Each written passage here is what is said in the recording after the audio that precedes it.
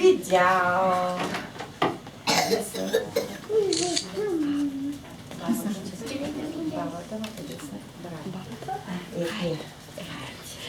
Бабата.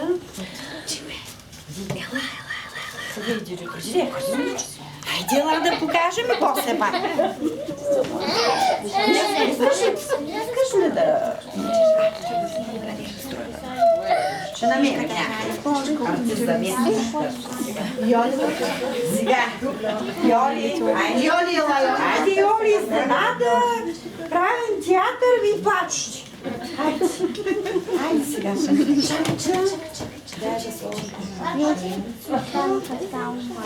Той изненадата стана реално. И колкото...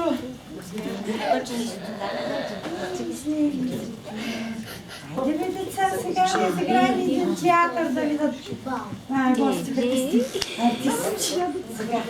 Първо е кучето.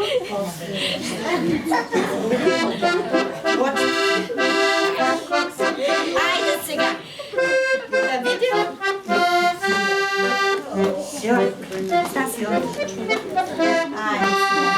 Да разкажем. Не седил дядо Ряба. Да разкажем. Расла тя, порасла, станала толкова голяма. Тръгнал дядото за градината и охкал, пъшкал.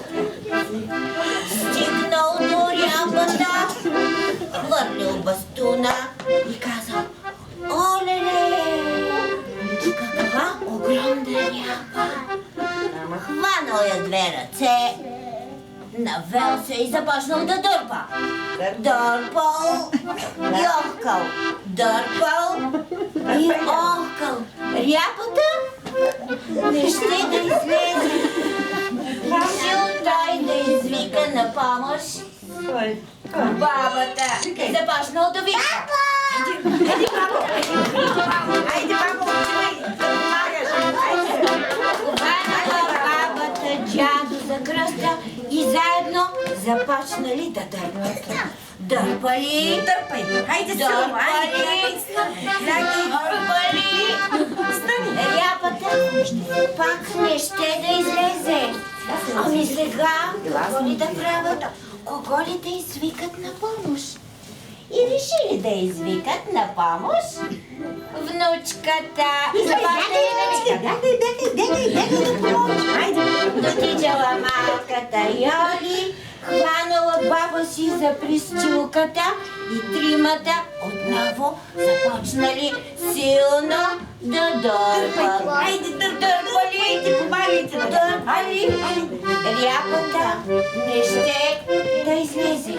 Решили да извикат на помощ кучето и започнали да викат. Куче! Куче!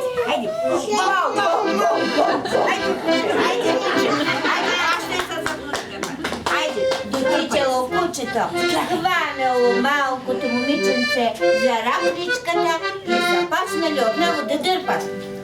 Хвани дядо здраво рябата. Дърпали, дърпали. Отново не ще да излезе. Ами сега кой ли да извика? Решили да извикат на помощ котето. Обаче то било малко болно и си полегнало на диванчето.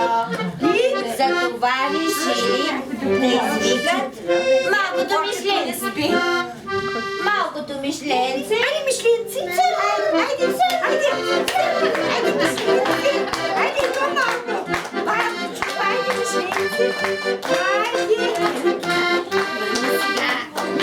Това на малкото мишленце, кучето за опашката. Дядо пак се разсея. Хвани се здраво. Дърпайте се, ума! Хванал дядото ряба. Искам да покажа. Дръпнали здраво. И